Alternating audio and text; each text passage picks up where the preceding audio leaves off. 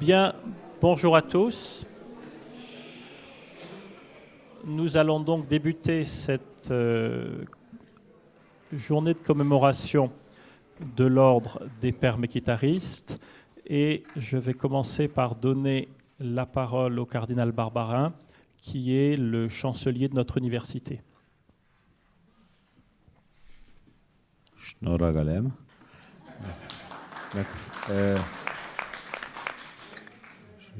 Je voudrais dire à la fois ma grande affection pour l'Arménie et en même temps mon ignorance. Voilà, très simplement. Donc je suis d'abord très heureux de vous accueillir ici en tant que chancelier de l'Institut catholique, et mon voisin, monsieur le vice-recteur Emmanuel Gabellieri, vous accueillera au nom du recteur, le père Thierry Magnin.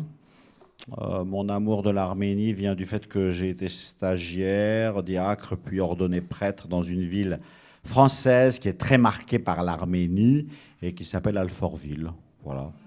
Donc j'allais très souvent à la messe chez les Arméniens à Alfortville. J'ai appris le Khair, Mervor, Hergin, Siesur, Piegisti, etc. Et chaque matin, je dis ma prière en arménien. Etc.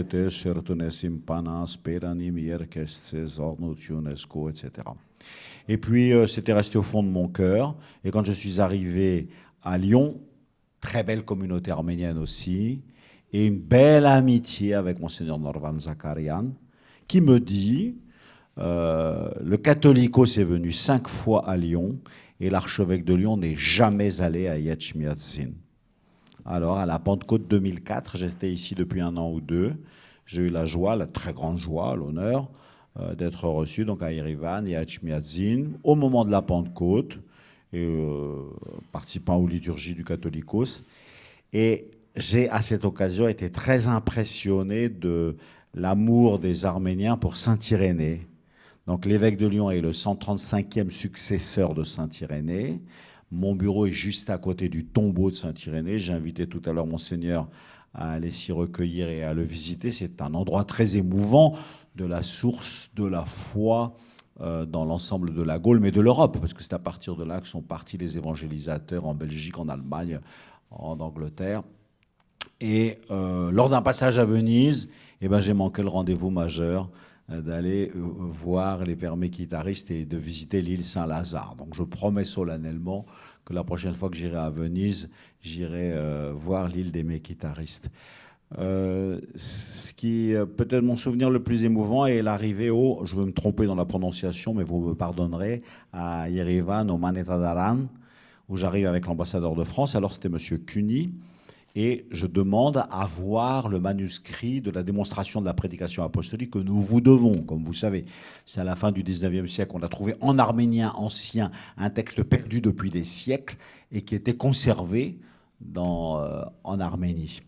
Et le directeur de la Bibliothèque nationale dit « Mais hors de question, c'est un manuscrit trop précieux et on ne le montre à personne. » Et là, l'ambassadeur, lui, dit « Oui, mais lui, c'est le successeur de Saint-Irénée. Donc, allez le chercher. » Et ce qui fait que j'ai rien compris, bien sûr. Enfin, j'ai eu la joie d'avoir entre mes mains ce manuscrit extraordinairement précieux que l'ensemble de l'Église catholique doit au sérieux des études de la communauté arménienne.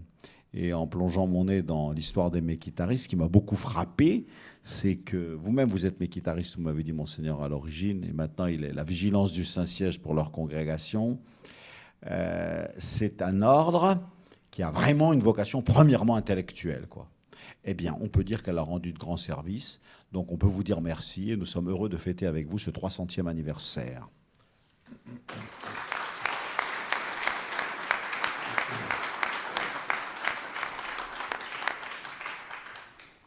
Merci, Monseigneur. Maintenant, je vais passer la parole à Emmanuel Gabellieri, le vice-recteur de l'Université catholique de Lyon. Bonjour, bienvenue à tous. Très heureux de prendre la parole à la suite de notre chancelier en tant que représentant de notre recteur, donc le père Thierry Magnin. Je suis vice-recteur à la recherche de cette université depuis l'an dernier. Le père Thierry Magnin a souhaité vivement être avec nous aujourd'hui, mais il est actuellement en Égypte avec une délégation du conseil régional qui fait une visite là-bas, et notamment en partenariat et en soutien à l'église copte et à nos frères coptes, notamment du réseau Anaphora, pour ceux qui le connaissent, près du Caire, Donc c'est aussi une manière d'être avec nous, hein, pour lui d'être auprès de ces chrétiens d'Orient également.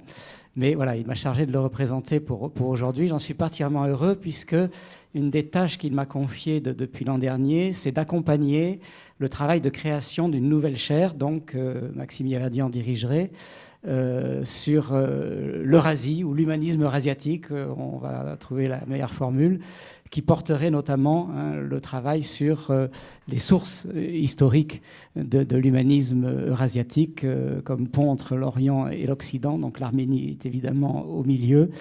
Et avec la problématique actuelle des nouvelles routes de la soie, n'est-ce pas, si on prend les problématiques géopolitiques actuelles, il y a du travail et du pain sur la planche pour nous. Voilà. Donc je suis particulièrement heureux d'être avec vous aujourd'hui au nom de ce projet de recherche qui va se lancer sans doute officiellement l'an prochain. Voilà. D'autant plus heureux aussi de rencontrer parmi vous plusieurs responsables donc, des églises arméniennes, notamment donc Monseigneur, auquel je disais que je suis la semaine prochaine à Istanbul pour un colloque à l'université Galatasaray, cette université franco-turque qui est assez originale.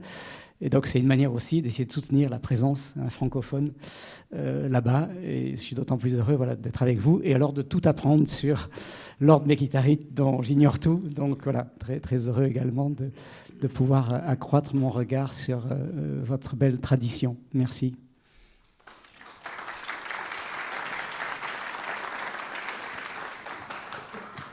Merci, Monsieur Gabilieri.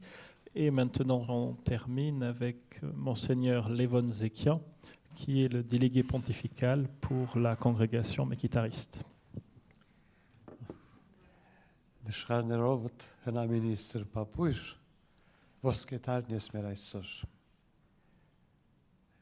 Une tentative de traduction avec des reliques anciennes et du parfum de sainteté.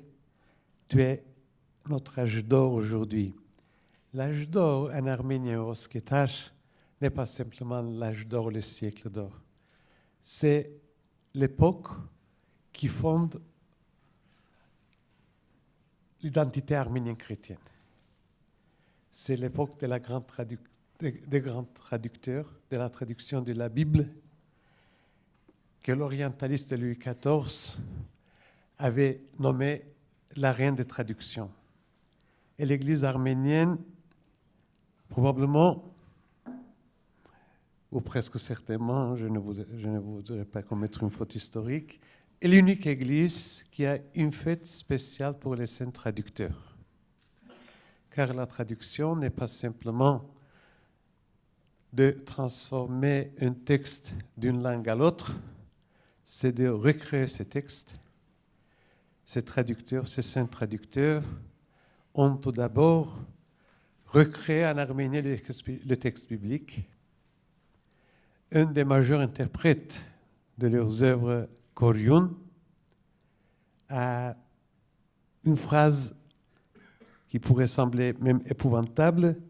Il dit « Grâce à leur travail, le Christ est devenu arménophone et parlant l'arménien. » Et il distingue aussi ici, il fait une distinction entre une certaine phonie, arménophonie, francophonie, grécophonie ou que ce soit, et parler, pratiquer la langue. La phonie, c'est posséder de langue de par naissance. C'est la langue maternelle. Pratiquer une langue, on peut aussi l'acquérir. Et c'est grâce à ces saints traducteurs que le Christ lui-même devient arménophone et pratiquant l'arménien. Et ça, naturellement, on pourrait et on devrait même appliquer à toutes les cultures. Et je pense que déjà nous avons sur ce point un travail de grands modèles que l'arménité chrétienne et l'Église arménienne ont offert et peuvent même offrir aujourd'hui à l'Église universelle, au monde entier, c'est-à-dire cette question de l'acculturation, de recréer une certaine culture et même une certaine foi dans un endroit, dans un milieu différent. Et Mekhitar est un des plus dignes élèves et disciples de ces saints traducteurs. il est une personnalité de très grande envergure et je suis très content, très heureux au nom aussi de mes confrères dans la congrégation, de la congrégation méquitariste qui a préparé cette commémoration ait lieu ici à Lyon aujourd'hui. Et je peux dire que c'est ma première visite à Lyon. J'ai un peu honte de se dire ça, vraiment. C'est une des plus grands centres, comme son éminence vient de remarquer, de la chrétienté toute entière.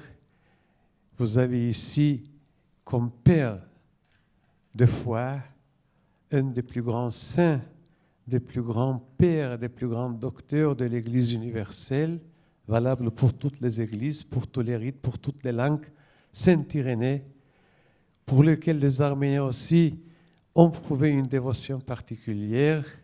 Une de ses œuvres nous est arrivée seulement dans sa traduction arménienne, grâce à notre traducteurs qui ont, c'est un de leurs mérites, autant de leurs mérites, qui ont préservé en arménien plus d'une quinzaine de chefs-d'œuvre patristiques perdus dans l'original grec ou syriaque. Et c'est aussi le cas d'une des œuvres de Saint Irénée. Donc, je viens à cette ville, je disais tout à l'heure à son éminence, comme à un pèlerinage.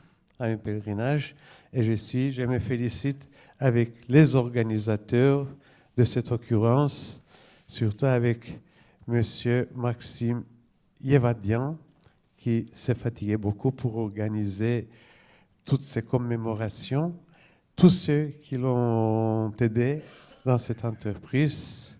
Je voudrais saluer de façon particulière la vice-consul d'Arménie qui est ici présente, son Excellence Monseigneur Teiros, qui est le parc des Arméniens catholiques de France, tous les confrères qui sont ici présents, et surtout un mot de remerciement particulier à l'Institut catholique de Lyon, représenté ici par son vice-recteur, aux représentants religieux, académiques et des sociétés, et naturellement aussi aux mécènes qui ont aidé, subventionné cette entreprise, car nous savons, sans mécènes, peut-être nous n'aurions même pas eu un Virgile.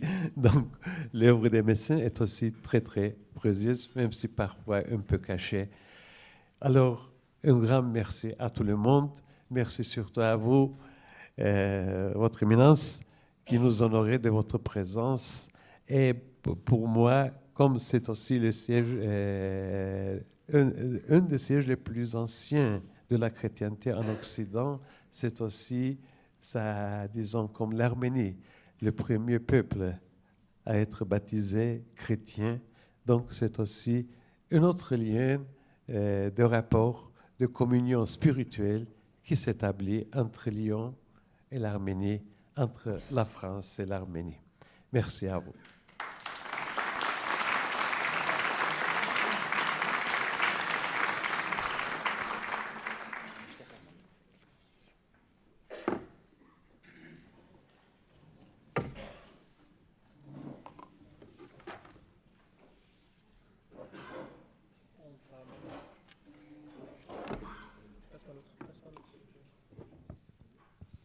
On va maintenant passer à la partie véritablement académique de la journée. Mais avant, on va avoir une première césure musicale